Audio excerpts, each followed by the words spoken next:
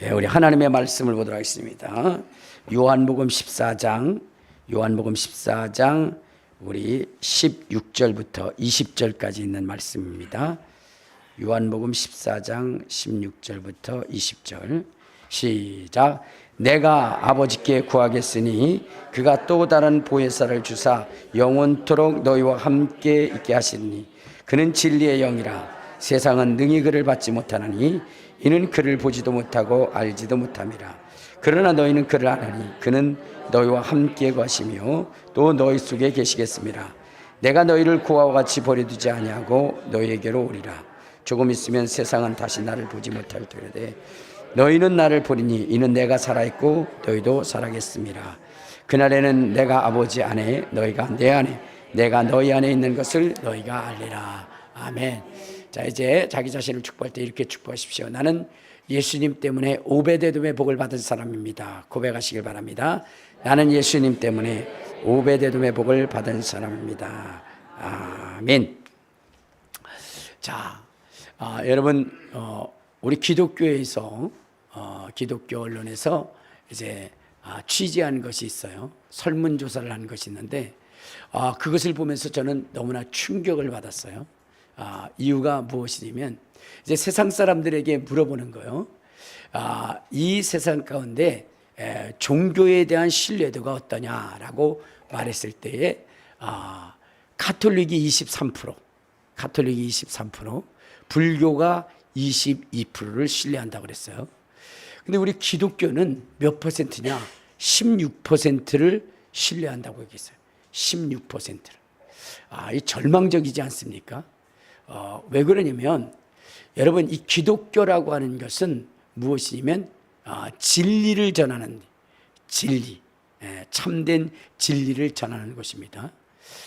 그래서 여러분, 이 성경 자체도 진리잖아요. 하나님의 말씀이 진리라고 그랬어요. 요한복음 17장 17절에 보면 아버지의 말씀이 진리다 그랬어요. 하나님이 말씀하시는 것이 진리예요. 또 우리를 구원하신 예수 그리스도도 진리십니다. 내가 곧 길이요 진리요 생명이니 라고 말씀하신 것처럼 예수 그리스도도 진리십니다. 그리고 오늘 우리가 지금 뭐냐면 받아야 할 그 성령님도 어떤 분이냐? 진리의 영이라고 그랬어요. 우리 한번 14장 17절을 보면, 자 시작. 그는 진리의 영이라. 그러니까 예수님께서 하나님 아버지께 구하여서 우리에게 보내실 그분도 누구냐면 진리의 영이시라는 거예요. 그러니까 기독교라고 하는 것은 진리로 뒤덮여 있는 그러한 말씀의 그러한 종교라고 할 수가 있는 것이죠. 그러므로 여러분, 우리도 어떤 사람이냐? 진리의 사람이 되어야 돼요. 거짓이 없는 존재. 그러니까 여러분, 이 말씀대로만 한다면 여러분, 다른 종교에 대한 신뢰도가 20%가 된다 할지라도 기독교만큼은 100%가 돼야 돼요. 100%. 그런데 여러분, 이 기독교에 대한 신뢰도가 16%밖에 안 된다는 것은 이건 참담한 일이 아닐 수가 없습니다. 그러면 왜 기독교에 대한 신뢰도가 이렇게 떨어졌느냐 하는 것은 다른 것이 아니라 여러분, 성령의 인도함을 받지 않기 때문에 그래요. 교회는 성령의 인도함을 받아야 되는데 성령의 인도함을 받아야 할 이 교회가 마귀 사단, 귀신의 인도함을 받기 때문에 교회가 신뢰받을 수 없다는 것입니다. 우리 예수님께서 이제 승천하실 때에 제자들에게 말씀하신 것이 이 말씀입니다. 우리 16절을 봐요. 16절 시작. 내가 아버지께 구하겠으니 그가 또 다른 보혜사를 너희에게 주사 너희 영원토록 너희와 함께 있게 하리라. 예수님께서 이 땅에 교회를 세우실 때에 이제 교회의 구성원들에게 무엇을 보내주시기를 원하셨냐면 성령을 보내주시기를 원하셨어요. 성령을. 그래서 여러분들 누가복음 24장 49절에 보면 제자들에게 우리 주님이 부탁하신 것이 있어요. 49절 시작. 볼지어다 내가 내 아버지께서 약속하신 것을 너에게 보내느니 너희는 위로부터 능력으로 입혀질 때까지 이 성에 머물라. 그러니까 예수님께서는 교회를 시작할 때에 먼저 이 주의 제자들이 예루살렘을 떠나지 말고 아버지께서 약속하신 분, 능력이신 그분이 오실 때까지 예루살렘을 떠나지 말라고 그랬어요. 자, 그런데 예수님께서 아버지께 구하고 그 다음에 이 땅에 보내실 그분이 누구시냐? 그분이 바로 성령님이시라고 얘기했어요. 자, 사도행전 1장 4절 5절에 보면 이러한 말씀이 있습니다. 사도행전 1장 4절 5절 시작. 사도와 함께 모이사 그들에게 분부하여 이르시되 예루살렘을 떠나지 말고 내게서 들은 바 아버지께서 약속하신 것을 기다리라. 요한은 물로 세례를 베풀었으나 너희는 몇 날이 붙되어 성령으로 세례를 받으리라 하셨느니라 그랬어요. 그러니까 예수님께서 아버지께 구하여 우리에게 보내주시겠다라고 하시는 그분이 누구냐? 그분이 성령님이시라는 거예요. 그분은 어떤 분이시냐면 진리의 영이시라는 거예요. 그분은 우리 속에 계셔서 우리와 함께 하실 하나님이시라고 성경은 말씀하고 있는 것입니다. 그러면 예수님은 이 성령이 우리 가운데 거하실 수 있도록 그렇게 소망하고 열망한 이유는 무엇 때문이냐 이거죠. 그것은 다른 것이 아니라 우리 예수 믿는 사람들의 삶이 세상과는 달라야 된다는 거예요. 세상과는 달라야 된다는 거예요. 그러니까 비록 세상의 사람들과 함께 우리가 이 땅을 살아간다 할지라도 우리의 삶의 목적이나 삶의 방향이나 삶의 사명이 달라야 된다는 거예요. 그래서 세상이 우리를 볼 때에 흙에서 난 인생이지만 하늘을 염망하며 하나님의 뜻을 이룬 인생이라고 하는 그 증거와 표적을 가질 수 있는 그러한 인생으로서의 삶을 살아가야 된다는 거예요. 여러분, 예수님이라는 분이 이 땅에 오셨어요. 그런데 그분은 우리와 똑같은 육체를 입으셨습니다. 그런데 여러분, 세상이 이 예수 그리스도를 바라보면서 말씀을 했는데 뭐라고 얘기했느냐? 우리 어디를 보시냐면 요한복음 3장 1절 2절을 보면 이렇게 얘기합니다. 요한복음 3장 1절 2절. 자, 시작. 그런데 바리새인 중에 니고데모라는 사람이 있으니 유대인의 지도자라. 그가 밤에 예수께 와서 이르되 라삐여, 우리가 당신은 하나님께로부터 오신 선생인 줄 아나이다. 하나님이 함께하지 아니하시면 당신이 행하시는 이 표적을 아무도 할 수 없습니다. 분명 우리와 똑같은 육체를 가지고 있는데, 그런데 그분의 삶이라든가 그분이 가지신 능력을 보면 그분은 이 땅의 사람이 아니라는 거예요. 그분은 하늘로부터 오신 분, 우리와 전혀 다르신 그러한 분이라는 것을 알 수 있다는 거예요. 여러분, 이분의 삶이 우리와 달라요. 생각도 다르고요, 죽음도 다르고요, 죽음 앞에서의 그 모습도 다른 것입니다. 자, 우리 한번 마태복음 27장을 한번 찾아보면, 마태복음 27장 45절에 보면 예수님께서 이제 관원과 재판장들에게 붙잡히고 또 십자가에 죽으실 때에, 못 박혀 죽으실 때에 어떤 현상이 일어나냐? 27장 45절. 자, 시작. 제6시로부터 온 땅의 어둠이 제9시까지 계속하더니라고 얘기했어요. 그러니까 예수님께서 십자가에 못 박혀 돌아가실 때에, 그때에 이 땅에 어떤 역사가 일어나냐? 해가 그 빛을 잃었다는 거예요. 그동안 정말로 한 번도 그 빛을 잃어본 적이 없었던 그 햇빛이 빛을 잃어버렸다는 거예요. 그리고 여러분, 이분이 죽으실 때에 어떤 현상이나 50절 시작. 예수께서 다시 크게 소리 지르시고 영혼이 떠나시니라.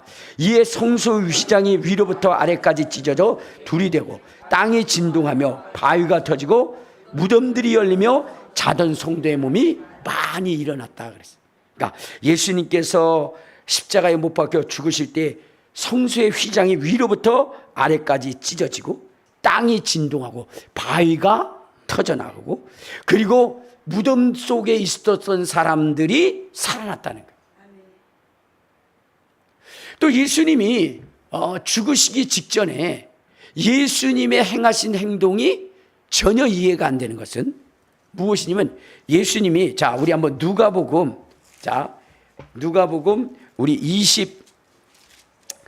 우리 우리 2장에 보면 예수님께서 이렇게 합니다. 누가복음 우리 22장 거기에 보면은 예수님께서 뭐라고 말씀을 하시냐면 42절 시작. 이르시되 아버지여 만일 아버지의 뜻이거든 이 잔을 내게서 옮기시옵소서. 그러나 내 원대로 마옵시고 아버지의 원대로 되기를 원하나이다. 그러니까 많은 사람들이 거기에 못 박으실 때 고통이 심해서 나를 구원해 주소서라고 얘기하는데 예수님은 그 십자가를 감당할 수 있게 해달라고 그렇게 기도하시면서 23장 34절에 보면 이렇게 얘기해요. 34절 시작. 이에 예수께서 이르시되 아버지여 저들을 사하여 주옵소서. 자기들이 하는 일을 알지 못하였느라 하시더라. 그들이 그의 옷을 나누어 제비를 뽑았더라. 지금 예수님께서 십자가에 못 박혀 들어가시는데 그분은 죄가 없는 분이에요. 그런데 예수님은 그 십자가 위에서 죽음을 맞이하시면서 누구를 용서하느냐? 자기를 못 박는 자들을 용서해달라고 하나님께 기도하는 거예요. 여러분, 지금 자기는 죽습니다. 그런데 자기의 그 겉옷을 나눠 갖기 위해서 밑에서 어떻게 돼요? 제비를 뽑으면서 누가 그것을 가질까? 한 사람이 죽어가는데 의인이 죽어가는데 그런데 그 밑에서 뭐 하는 거예요? 자기의 이익을 챙기려고 하는 그들을 우리 주님이 용서하신다. 이해할 수 없는 거죠. 그래서 거기에 있던 백부장이 뭐라고 얘기하느냐? 우리 한번 다시 어디를 보시냐면 마태복음 27장. 마태복음 27장 34절에 보면 이런 말씀이 있어요. 시작. 백부장과 및 54절입니다. 시작. 백부장과 및 함께 예수를 지키던 자들이 지진과 그 일어나는 일들을 보고 심히 두려워 이르되 이는 진실로 하나님의 아들이었도다. 그러니까 예수님께서 십자가에 못 박혀 돌아가실 때에 그 자연적 현상들, 무덤이 터지는 현상들, 그리고 예수님께서 일반 사람들과 달리 그렇게 말씀하시는 그 말씀은 이거는 세상 사람이 아니라는 거예요. 하늘로부터 오신 분이 아니면 안 되는 거예요. 하나님의 아들이 아니면 이룰 수 없는 것이라는 거예요. 그래서 그들은 고백을 합니다. 이는 진실로 하나님의 아들이었도다. 이렇게. 하나님의 아들이었도다. 여러분, 우리가 살아가야 할 삶이 뭐냐면 바로 이 삶이에요. 예수님이 걸어가신 그 삶, 예수님을 닮는 삶, 그 삶을 우리가 살아야 되는 거예요. 그래서 예수님께서 우리에게 말씀하시기를 우리를 뭐라고 했느냐? 너희는 세상의 빛과 소금이다 그랬어요. 여러분들이 누구라고요? 빛과 소금이라는 거예요. 빛과 소금. 그러면 여러분들 이 빛과 소금이라고 하는 것은 무엇을 얘기냐? 우리가 빛과 소금의 그 삶을 살 때에 하나님이 영광 받으시기 때문에 그리스도인으로서는 이 삶을 피할 수가 없는 거예요. 우리 한번 마태복음 5장 우리 16절을 한번 보면 이렇게 말씀하고 있습니다. 마태복음 5장 16절. 시작. 이같이 너희 빛이 사람 앞에 비치게 하여 그들로 너희 착한 행실을 보고 하늘에 계신 너희 아버지께 영광을 돌리게 하라. 그러니까 하나님이 우리에게 요구하시는 바 그 부분은 무엇이냐면 우리가 빛과 소금의 역할을 감당해야 돼요. 빛과 소금의 역할. 그런데 여러분들 빛과 소금의 역할의 삶이라는 것이 무엇일까요? 여러분, 빛이라는 건 뭐죠? 어둠을 밝히는 거예요. 그리고 여러분, 우리 속에 있는 어둠에 있다 보면 우리 속에 있는 장애물들, 보지 못하는 장애물들을 보게 해서 여러분 그 장애물을 피하고 바른 길, 우리가 목적한 바를 이룰 수 있도록 하는 것이 바로 빛이라는 거예요. 빛. 또 여러분들 어때요? 우리가 소금의 역할을 하라고 그랬죠? 근데 소금이 하는 역할은 뭐죠? 부패하지 않게 하는 거. 또 맛을 내게 하는 거예요. 알겠습니까? 소금이라고 하는 것은 음식의 맛을 내는데 굉장히 중요한 역할을 하는 거예요. 그래서 음식이 맛 있을 때 뭐라고 얘기해요? 간이 맞다 이렇게 얘기해요. 알겠습니까? 그러니까 이 음식의 맛을 내에 있어서 가장 중요한 역할을 하는 것이 소금이에요. 그리고 이 소금은 뭐 하지 않는 거예요? 부패하지 않게 하는 거예요. 부패하지 않게. 근데 여러분들 어때요? 여러분들은 소금의 역할을 하고 있습니까? 여러분, 우리 그리스도인들은 어떤 인생의 삶을 살아야 되냐? 여러분, 이 세상에 어떻게 돼요? 이 세상에 태어난 사람들의 공통적인 것은 뭐냐면 살맛 안 난다. 그래 안 그래요? 여러분들 살맛이 나요? 여러분, 오직 살맛을 느낄 수 있는 사람들은 누구냐? 식인종밖에 없어요. 여러분, 이 세상을 살아가는 사람들 중에 정말 살맛 난다, 행복하다, 이런 사람 없어요. 근데 이러한 세상 가운데 여러분들이 해야 할 역할은 무엇이냐? 그 사람들이 사는 삶에 대한 행복을 느낄 수 있도록 만들어줘요. 그래서 나는 어느 집사님 때문에 정말로 살고 싶어. 살맛이 나. 그 집사님을 보면 내가 이 땅에 존재하는 이유, 그리고 내가 살아가야 할 그 목적, 그것을 분명히 알게 하고 정말로 살맛이 나 라고 이렇게 해야 되는 거예요. 근데 여러분들은 어때요?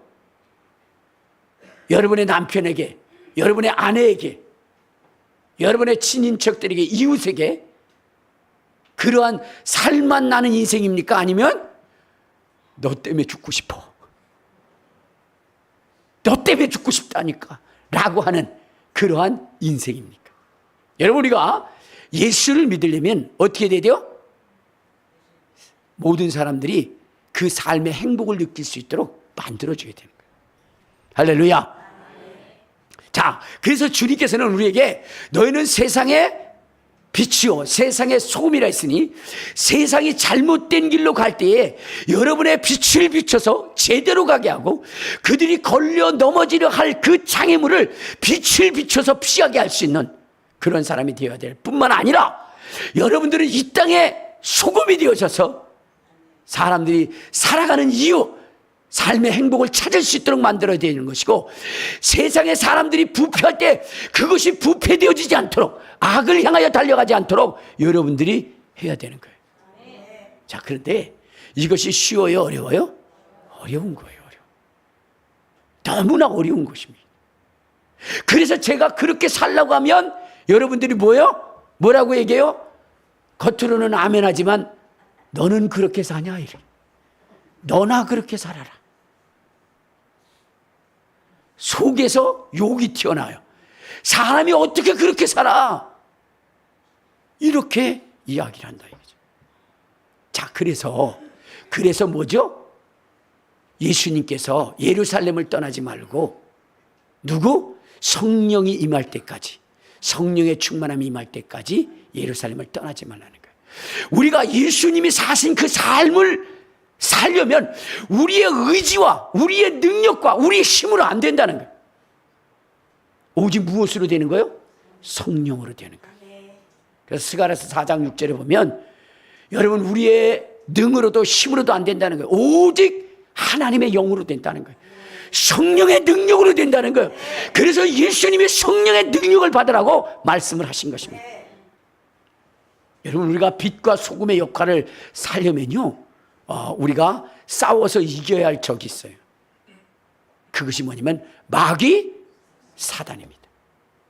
우리의 씨름은 혈과 육을 상대하는 것이 아니요 정세와 권세와 이 세상의 주관자들 곧 하늘에 있는 악한 영들에 대함이라 한 것처럼 악한 영의 화전을 소멸하고 우리를 속이고 우리를 넘어뜨리려 하는 이러한 이 악한 영을 이기려면 누가 필요하냐? 성령이 필요하십니다.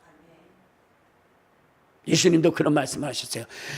내가 귀신을 쫓아내는 것이 성령으로 말미암은 것이면 하나님의 나라가 너에게 임하였느니라 하신 것처럼 예수님이 이 마귀 사단 귀신을 내어 쫓음에 있어서 이 귀신을 제압하고 압도할 수 있는 분이 누구냐? 그분이 바로 성령님이라고 말씀하신 것입니다.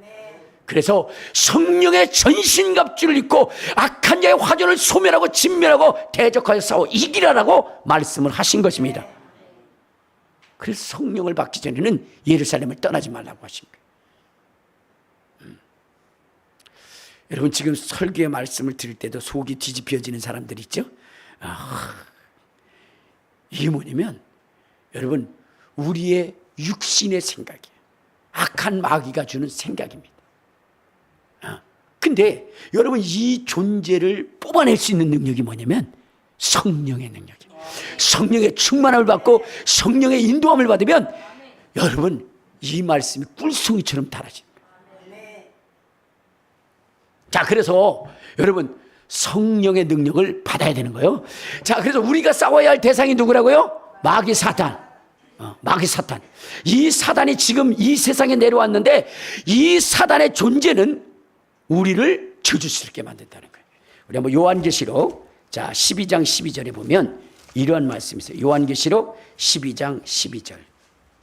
자, 시작. 그러므로 하늘과 그 가운데 거하는 자들은 즐거워라. 그러나 땅과 바다는 화 있을진저 이는 마귀가 자기의 때가 얼마 남지 않는 줄 알므로 크게 분내어 너에게 내가. 그러니까 이 세상에 누가 내려와 있느냐? 마귀 사탄이 내려와 있어요. 그러면 이 마귀 사탄의 존재로 말미암아 땅과 바다에 뭐가 있다 그러냐? 화가 있다는 거예요. 화가. 왜죠? 이 마귀 사탄이 우리의 인생들을 망가뜨리고 무너뜨리고 죄를 짓게 하고 범죄하게 해서 지옥으로 끌게 되니까. 자, 우리 한번 마태복음 25장 41절 한번 봐요. 마태복음 25장 41절. 자, 시작. 또 왼편에 있는 자들에게 이르시되 저주를 받은 자들아 나를 떠나 마귀와 그 사자들을 위하여 예비된 영영한 불에 들어가라. 여러분 이 땅에 마귀가 존재하는데 마귀의 종이 되고 마귀의 말을 따르고 마귀의 그러한 가르침대로 살아가면 마귀를 위하여 예비된 영영한 불에 같이 들어갈 수 있다는 거예요. 그래서 우리는 이 마귀를 어떻게 해야 되죠? 이겨야 되는 거예요. 이겨야 되는. 근데 우리의 힘과 능으로는 이 마귀를 이길 수 없어요. 그래서 이 마귀를 이길 수 있는 누가 충만히 임해야 돼요? 성령의 충만함이 임해야 돼요. 성령의 충만. 그래서 여러분 예수님께서는 성령의 충만함을 받으라고 말씀하신 겁니다. 또 우리가 이겨야 할 또 하나가 있는데 그것이 무엇이냐면 우리의 육체입니다. 우리의 육체. 여러분 우리의 육체의 소욕은 무엇이냐면 우리를 지옥으로 이끌어가는 거예요. 자, 우리 한번 어디를 보시냐면 갈라디아서 5장을 한번 봐요. 자, 갈라디아서 5장 21절에 보면 이런 말씀이 있어요. 갈라디아서 5장 21절 시작. 투기와 술 취함과 방탕함과 또 그와 같은 것들이라 전에 너에게 경계한 것 같이 경계하느니 이런 일을 하는 자들은 하나님의 나라를 유업으로 받지 못한다. 이런 일을 하는 자들은 하나님의 나라를 유업으로 받지 못한다 이거죠. 근데 이런 일을 행하는 자, 이런 일의 소원은 무엇이냐? 그것이 바로 육체라는 거예요. 육체.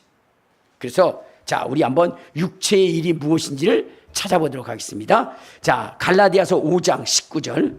갈라디아서 5장 19절. 자, 시작. 육체의 일은 분명하니 곧 음행과 더러운 것과 호색과 우상숭배와 주술과 원수 맺는 것과 분쟁과 시기와 분냄과 당짓는 것과 분열함과 이단과 투기와 술 취함과 방탕함과 또 그와 같은 것들이라.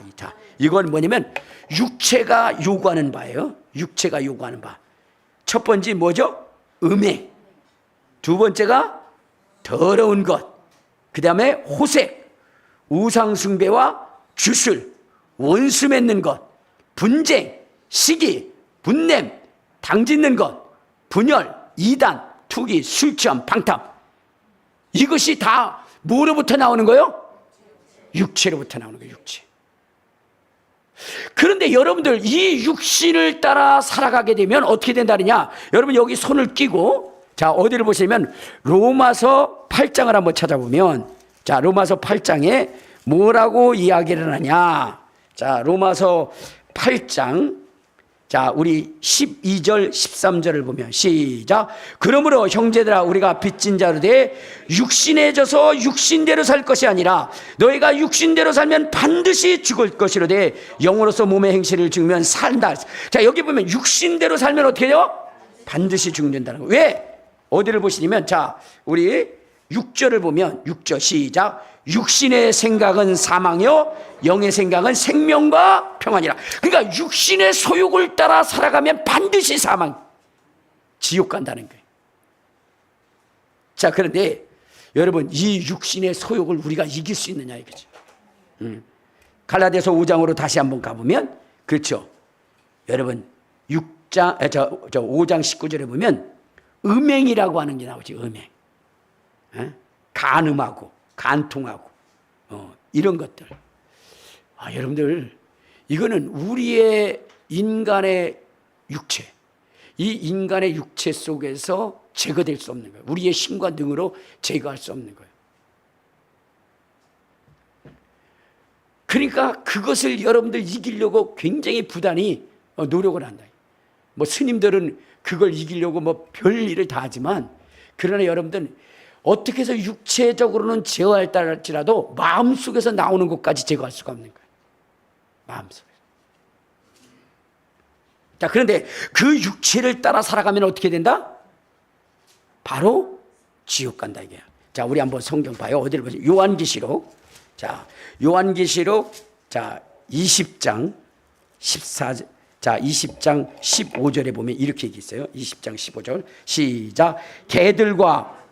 요한계시록 22장 15절 시작. 개들과 점성가들과 음행하는 자들과 살인자들과 우생숭배하는 자들과 거짓말을 좋아하며 지어내는 자는 다 성 밖에 던질 것이다. 자, 그 다음에 21장 8절을 봐요. 21장 8절 시작. 그러나 두려워하는 자들과 믿지 않는 자들과 흉악한 자들과 살인자들과 음행하는 자들과 점승가들과 우상숭배하는 자들과 거짓말하는 모든 자는 불과 유황으로 타는 못에 던져지니 이것이 둘째 사망이다. 여러분, 우리 육체 속에서 나오는 것이 음행이라고 했는데, 여러분 이 음행을 저지르게 되면 어떻게 된다? 지옥에 던져지대. 근데 이건 음행만 얘기하는 것이 아니에요. 또 뭐예요? 우상숭배하는 것, 그 다음에 주술, 원수 맺는 거, 시기하고 질투하는 거, 당짓는 거.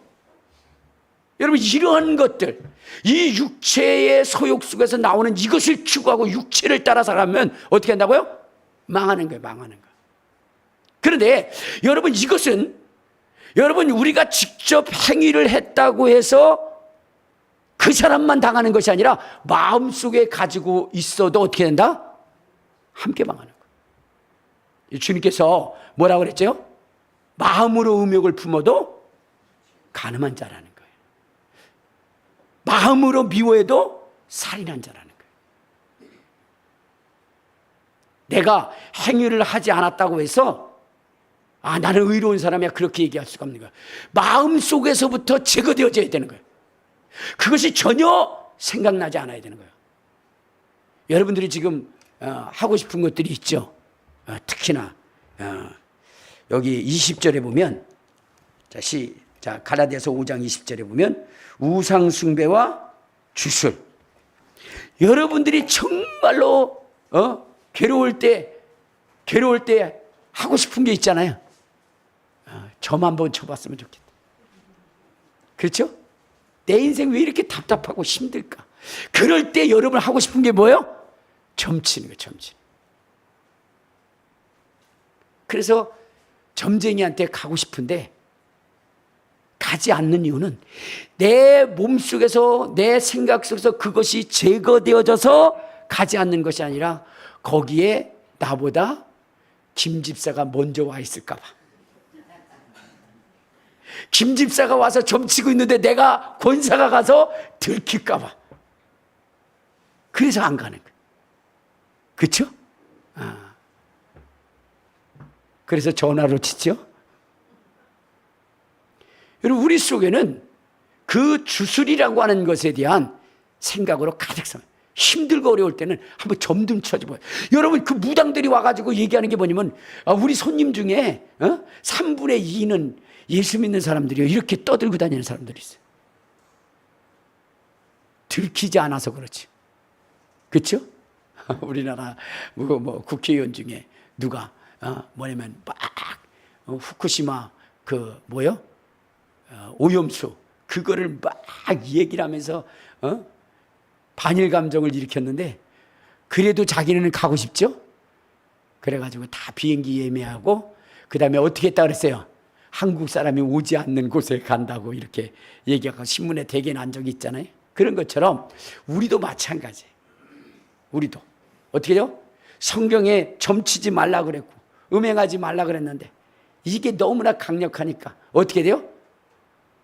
성도들 보지 않는데, 가지 않는데, 그런데 유명한 데 가면 꼭 최 집사님이 계실 거야, 이 집사님이 계실 거야.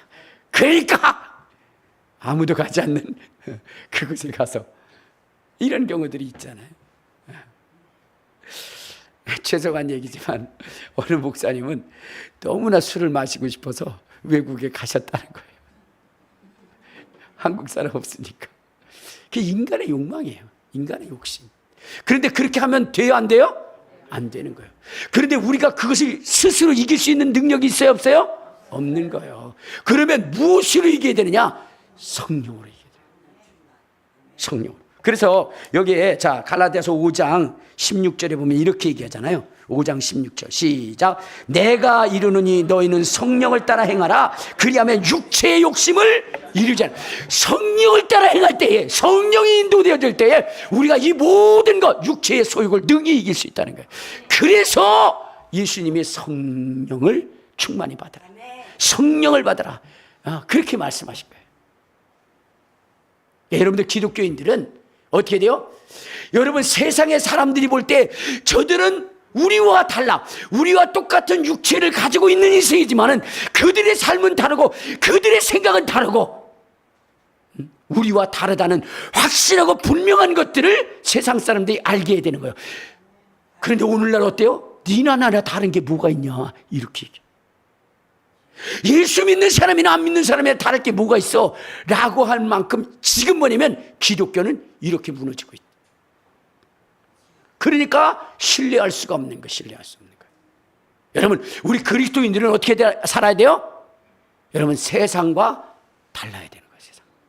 그러면 그리스도인의 삶이라는 것은 무엇이냐는 거예요. 여러분, 자기 자신을 위해서 살아가는 게 아니에요. 예수 믿는 사람들은 자기 자신을 위해서 살아가는 게 아니에요. 우리 한번 어디를 보시냐면요, 고린도후서 5장 15절에 보면 이런 말씀이 있어요. 고린도후서 5장 15절 시작. 그가 모든 사람을 대신하여 죽으심은 살아있는 자들로 하여금 다시는 그들 자신을 위하여 살지 않고 오직 그들을 대신하여 죽었다가 다시 살아나신 이를 위하여 살게 하려면. 그러니까 우리의 인생이라고 하는 것은요, 자기 자신을 위해서 사는 게 아니에요. 자기의 육체의 소욕을 따라서 살아가는 게 아니에요. 누구를 위해서 살아가는 거예요? 예수님을 위해서 살아가는 거예요. 예수님을. 갈라디아서 2장 20절에도 보면 이렇게 성경은 얘기했어요. 갈라디아서 2장 20절. 시작. 내가 그리스도와 함께 십자가에 못 박혔은즉 그런즉 이제는 내가 사는 것이 아니요 오직 내 안에 그리스도께서 사신 것이라. 이제 내가 육체 가운데 사는 것은 나를 사랑하사 나를 위하여 자기 자신을 버리신 하나님의 아들을 믿는 믿음 안에서 사는 것이다. 이제 우리의 삶은요, 내 육신의 욕망을 따라 살아가는 삶이 아니에요. 무엇을 위해서? 예수를 위해서 살아가는 거예요. 예수를 위해서. 그래서 바울은 이런 고백을 합니다. 빌립보서 1장 1장 20절에 보면 20절 21절 시작. 나의 간절한 기대와 소망을 따라 아무 일에든지 부끄럽지 아니하고 지금도 전과 같이 온전히 담대하여 살든지 죽든지 내 몸에서 그리스도가 존귀되게 하라니 이는 내가 사는 것이 내 안에 사는 것이 그리스도시니 죽는 것도 마찬가지다. 그러니까 여러분들 보세요. 이 바울이라고 하는 사람은 자기를 위한 삶을 살지 않았어요. 오직 그리스도를 위한 삶. 그래서 그리스도를 위하여 죽는 것이라면 그것도 기쁘다는 거예요. 근데 우리는 자기를 위하여 사는 게 아니에요. 그리스도를 위하여 사는 거예요. 그래서 여러분, 예수님께서 베드로에게 얘기합니다. 네가 나를 사랑하느냐? 아, 사랑합니다. 그때 예수님이 뭐라 했어요? 젊어서는 네가 스스로 띠뛰고 내 원하는 것으로 다녔거니와 늙어서는 남이 너에게 띠를 띠고 내가 원치 아니하는 것으로 데려가리라. 이게 기독교인의 삶이에요. 그러니까 여러분, 내가 팔을 벌리고 싶은데 다른 사람이 벌리지 마! 그럼 벌리지 말아야 돼. 알겠습니까? 우리가 음식을 먹으러 가는데 나는 짜장면 먹고 싶어. 근데 저쪽에서 볶음밥, 그러면 난 볶음밥 먹어야 되는 거야. 이게 예라는 거야, 예. 그러니까 내가 원하고 뜻하는 것을 하는 것이 아니라 다른 사람이 원하는 것, 세상의 사람들이 원하는 것, 그리스도가 원하는 것을 내가 살아가야 된다는 거예요. 이것이 그리스도인의 삶이라는 거예요. 알겠습니까? 자, 그러면 여러분, 이런 삶이 힘들어요, 어려워요, 괴로워요, 고통스러워요? 에? 힘들고 어렵고 괴롭고 고통스럽죠? 바울이라고 하는 사람이 그런데 이 삶을 사는 거예요. 여러분, 바울은 이렇게 얘기하죠. 나의 달려갈 길과 주 예수께서 하면 곧 하나님의 은혜의 복음을 전가하면 나의 생명도 조금 더 귀한 것으로 여기지 않는다 그랬죠. 야, 바울은 어떻게 그렇게 살았을까? 바울은 어떻게 그렇게 살았을까? 여러분, 바울이라고 하는 사람이 대단했던 것은 그거예요. 바울이 이제 복음 전하다가 잡혀갔어요. 그래가지고 엄청나게 두들겨 맞았어요. 그렇죠? 그래갖고 옥에 갇혔어요. 자, 옥에 갇혔을 때에, 그때에 한밤중에 하나님께서 능력을 베풀어서 그 옥문을 열어놨어요. 여러분, 열어놨습니다. 그러면 여러분은 어떻게 해야 될까요? 여러분들 같으면 할렐루야, 하나님이 나를 살려줬구나, 나를 위하여 이 옥문을 열어놨구나, 기적이다, 봐라 너희들 다 죽었다. 그리고 도망가야 되죠. 근데 바울은 도망가지 않았어요. 거기에 그대로 있었어요. 그를 위해서 문을 열어놨는데, 그렇죠? 왜 그랬을까요? 그렇죠. 자기가 사는 것이 중요한 것이 아니라 옥졸이 죽는 것이 더 그에게 중요했던 거예요. 그래서 자기가 도망가서 살아야 할 그 삶을 포기하고 누구요? 옥졸을 살린 거예요. 베드로는 어떻게 됐어요? 발로 차니까 어떻게 도망갔죠? 그래가지고 많은 사람 죽었죠? 그리스도인은요, 내가 살 수 있는 그 현장 속에서 남이 죽는다면 기꺼이 자기가 죽을 수 있는 거, 이게 그리스도인이에요. 여러분, 그런데 바울이 이러한 삶을 살 수 있었던 것은 그의 스스로의 능력일까요? 아니에요. 아니에요. 예수가 내 안에 사는 것으로 인하여 내가 죽는 것도 합당하다, 마땅하다, 그렇게 여긴 것이 여러분 바울의 그 인품과 인격 때문일까요? 아니에요. 바울도요, 성깔이 있어요. 그래서 바나바하고 대판 싸웠는데 아주 그냥 뭐냐면 피튀기듯이 싸웠어요. 피튀기듯이. 근데 그렇게 큰 일도 아닌데 그거 가지고 대판 싸웠어요. 근데 바울이 그렇게 할 수 있었던 것이 무엇이냐? 여러분 잘 보세요. 자, 어디를 보시냐면, 자, 사도행전 20장. 자, 그 바울이 자기의 목숨도 귀한 게 여기지 않는다라고 했던 이유가 뭐냐? 자, 20장 22절에 보면 이렇게 얘기합니다. 자, 시작. 보라, 이제 나는 성령에 매여. 아, 할렐루야. 바울이 그럴 수 있었던 것은 그가 누구에게 매여 있었다고요? 성령에게 매여 있기 때문이에요. 성령에게. 23절 시작. 오직 성령이 각성해서 내게 증언하여 결박과 환난에 기다린다 하나. 성령께서 그렇게 하셨다는 거예요.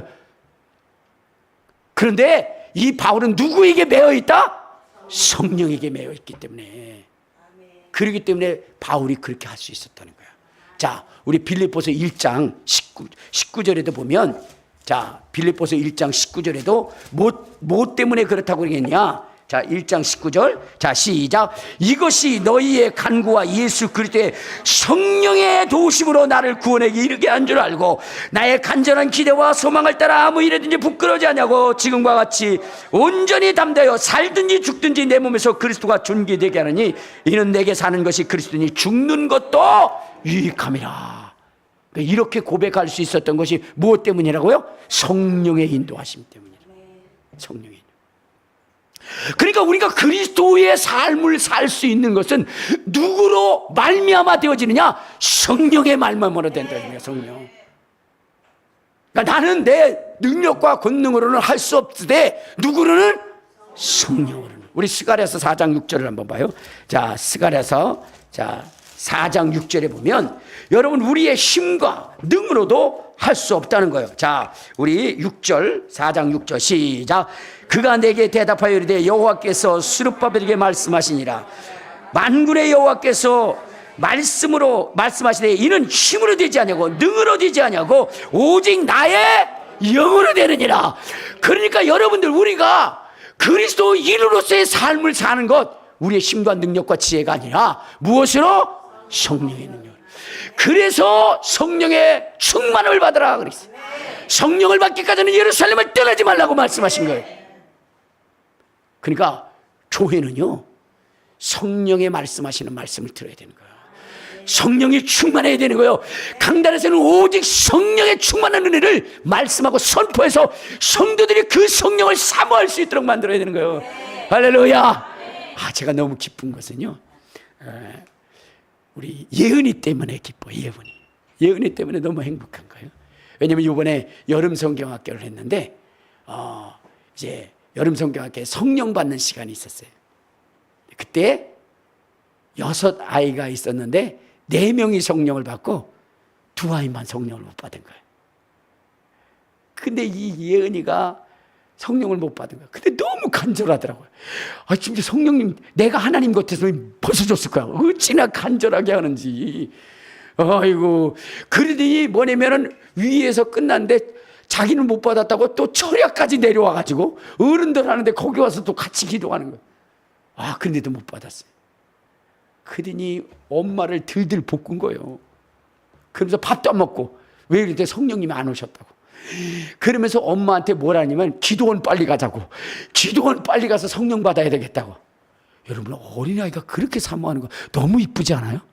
그래서 제가 걔한테 아주 귀중한 예언을 해줬어요. 너무 이뻐서. 하나님은 그를 크게 사용하실 겁니다. 제가 아주 그렇게 예언을 해줬으니까. 여러분 성령을 그렇게 사모하는 우리도 성령을 사모해야 되거든요. 근데 이대리가 저 싸우니 아무리 얘기해도 들리지 않는 사람들이 있어요. 여러분 성령을 사모하시다. 성령을 사모하기 성령이 임하실 때 그리스도가 원하는 삶을 살 수 있고 타인을 위한 삶을 살 수 있는 거예요. 여러분 빛과 소금이라고 그랬죠? 빛과 소금의 역할을 해야 된다고 그랬죠? 근데 빛과 소금의 역할을 하는 것이 무엇입니까? 여러분 그걸 아셔야 돼요. 여러분 초가 빛을 내려면 어떻게 해야 돼요? 자기 자신을 태워버려야 돼요. 자기 자신을 희생하지 않으면 빛을 낼 수가 없는 거예요. 그러니까 그리스도인들이 빛의 삶을 산다는 것은요 자기를 완전히 죽이는 거예요. 여러분 소금이 맛을 내게 하는 것은 뭐냐면 자기가 녹아져야 되는 거예요. 자기의 존재가 없어져야 되는 거예요. 여러분 그러니까 세상에 우리의 빛과 소금의 역할을 한다는 것은 여러분 세상을 위해서 자기를 희생하고 자기를 태워야 되는 거예요. 자기의 존재를 여러분 완전히 없애야 되는 거예요. 세상과 나는 간고도 없고 오직 구속한 주만 계시다는 거죠. 자기 자신이 여러분 드러나면 그는 빛과 소금의 역할을 하는 거 아니에요. 근데 그 삶이 쉽냐고요? 어려운 거예요. 성령이 계시면 되는 거예요. 성령. 그러니까 모든 것을 다 아버지의 말씀을 위해서 포기하는 거예요. 제가요, 스미스 위클스워스라고 하는 목사님이 계신데, 이분은 원래 배관공이에요. 뭐냐면은 여러분들, 이분은요 글도 몰라요. 근데 오늘날 아내와 함께 뭐냐면은 이제 예수를 믿게 됐고, 그리고 주님의 일을 하게 되는 거예요. 근데 하나님께서 이 스미스에게 엄청난 능력을 줘가지고 손을 만질 때마다 치유가 되고 회복이 이루어져요. 그런데 워낙 뭐냐면 배운 게 없으니까 말을 제대로 하지도 못하는 거예요. 그러니까 하나님의 말씀을 선포하는 사람은 누구냐면 아내가 선포를 하는 거예요. 아내가.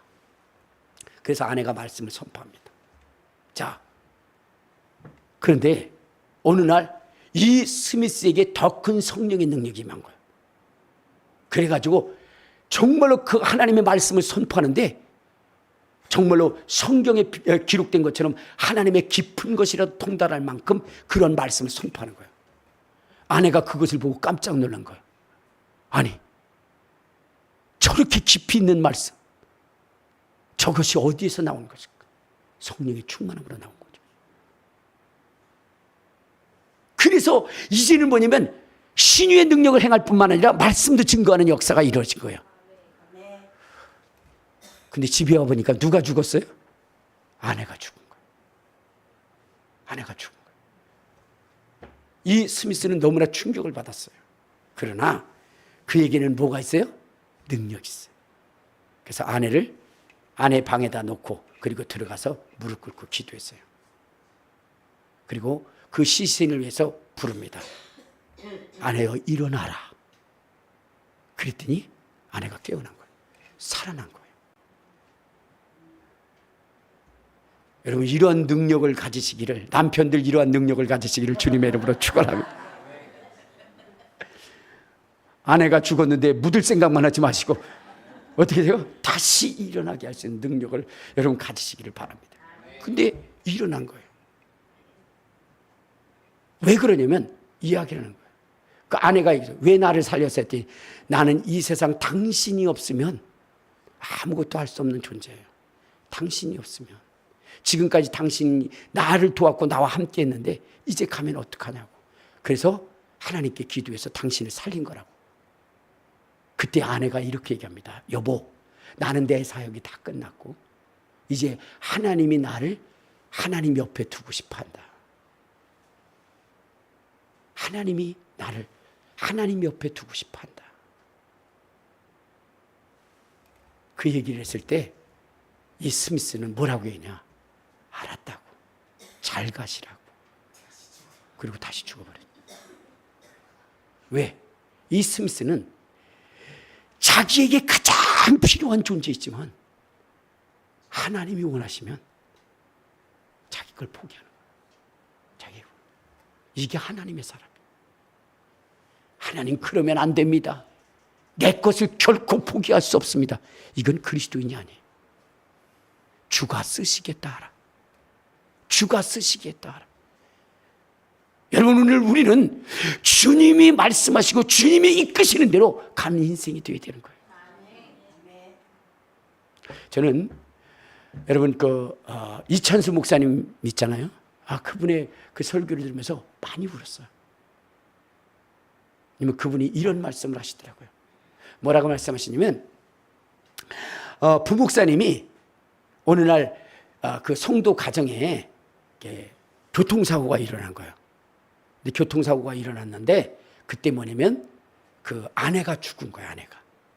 그래서 그 일로 인해서 갔다 왔는데 그랬는데 그 이야기를 글로써 써가지고 부목사님이 목사님한테 드린 거예요. 근데 그걸 보고 목사님이 통곡을 하셨다. 마음이 멍하더라는 거예요. 뻑뻑하더라는 거예요. 근데 그 사건은 무엇이냐면 그 부부는 열심히 사는 거예요. 부부가 택배를 같이 하는 거예요. 그러면서 열심히 사는 거예요. 그런데 이제 뭐냐면 정식 신호를 받고 출발을 하고 가는 이것을 옆에서 신호를 위반하고 오는 차가 들받아서 아내가 죽은 거예요. 그때 이 남편은 도저히 그 사람을 용서할 수가 없는 거예요. 여러분 생각해 보세요.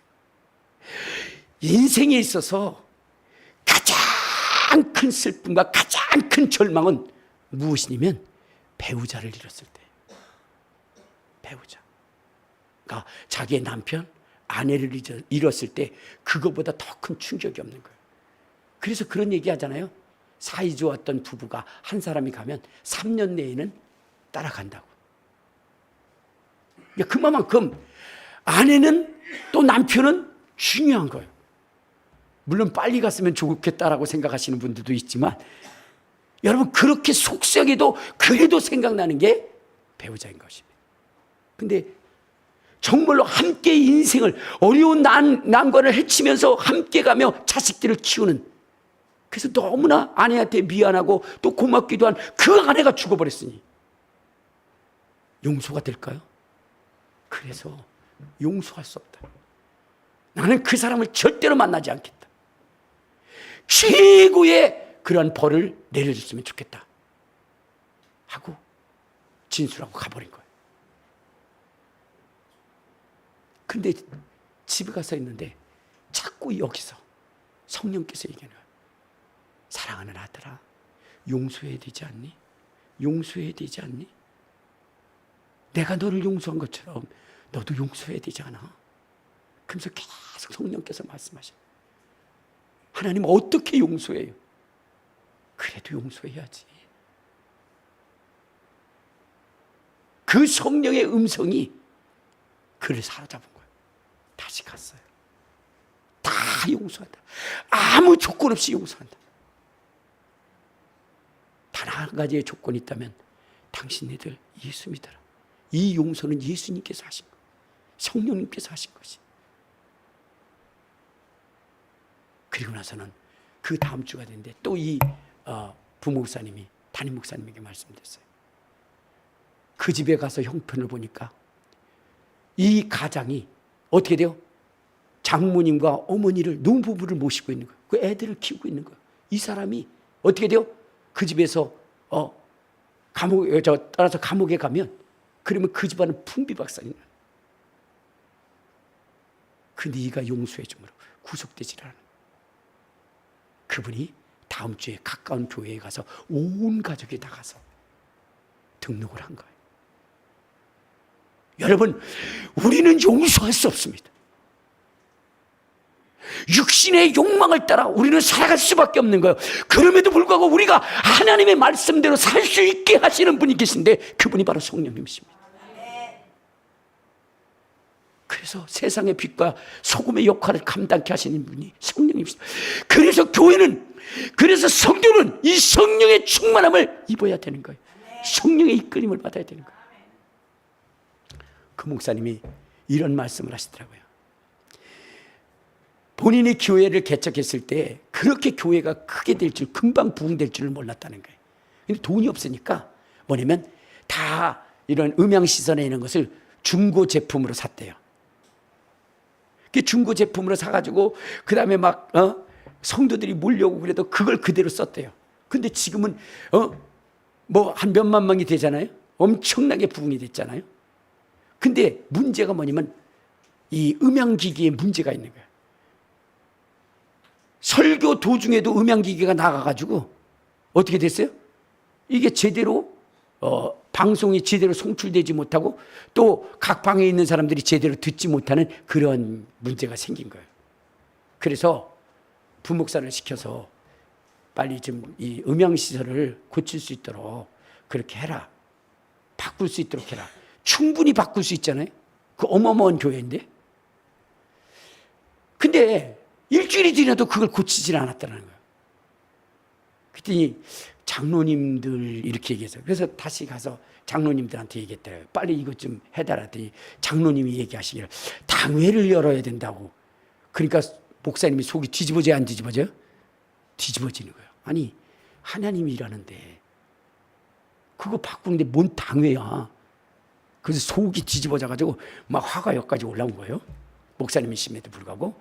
그런데 그날 저녁에 다른 교회 목사님을 초청하게 된 거예요. 그리고 그 목사님이 오셔가지고 예배 전에 목사님하고 대화를 하는데 거기서 자기는 정말로 내가 왜 이렇게 육신의 사람일까 라는 것을 느끼면서 하나님 앞에 회개하는 거예요. 이유는 무엇이냐면 그것이었어요. 무엇이냐면 이런 것이었죠. 자기가 이제 개척교회를 하는데 아무리 힘을 써도 어떻게 돼요? 교회가 부흥하지 않는 거예요. 빚은 늘어가고. 그러니까 이제 자기는 포기해야 되겠다. 목회를 포기해야 되겠다라고 생각할 그때에 이찬수 목사님 심호하는 그 교회에서 전국에 있는 정말로 힘들고 어려운 그러한 그 목회자들의 생활비를 대주는 그러한 일을 한 거예요. 그래서 한 교회당 250만 원씩 그 목사님 생활비로만 쓰라고 그렇게 보내준 거예요. 근데 이분은 그것을 갖다가 뭐냐면 100만 원만 생활비로 사모님한테 드리고 150만 원은 뭐냐면 정말로 성도들을 위해서 쓴 거예요.